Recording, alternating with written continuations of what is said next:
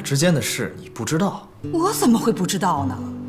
听我的，静熙那儿啊，我去跟他说，你该回自己的房间睡觉，你还得回自己的房间睡觉，明白吗？哎呀，知道了，来，吃早饭。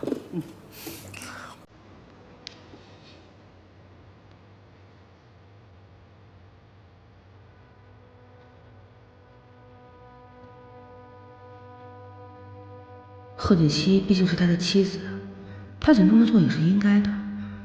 可是我又不能真的跟他发生关系，怎么办呢？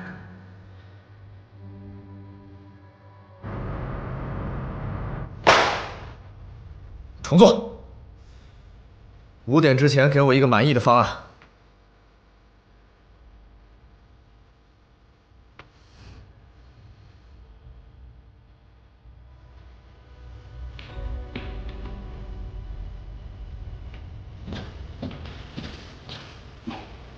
常副总，他又生气了。没事儿，习惯了。你看你，眼睛都红了，是不是为了做报告，昨天晚上熬夜了呀？顾总也是，怎么能这么轻易就否了呢？谁让他是总裁呢？我看呀，公司里谁当总裁都比他强。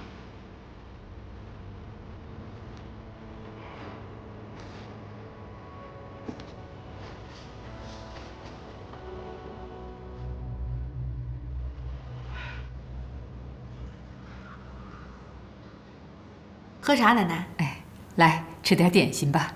好。锦熙啊，你是不是跟西城吵架了？没有啊。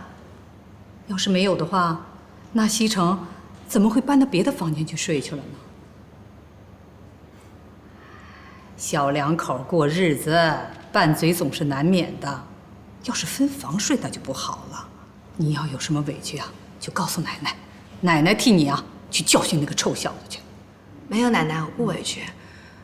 其实也是我不好。我已经说过那个臭小子了。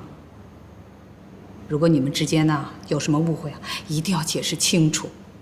其实啊，有的时候夫妻之间闹矛盾，只要双方都各让一步，那问题就解决了，不是吗？奶奶您放心吧，我会和西城解释清楚的。你是个懂事的孩子，奶奶相信你一定会把问题啊解决好的。奶奶我呀，还盼望着早点抱上我的曾孙子呢。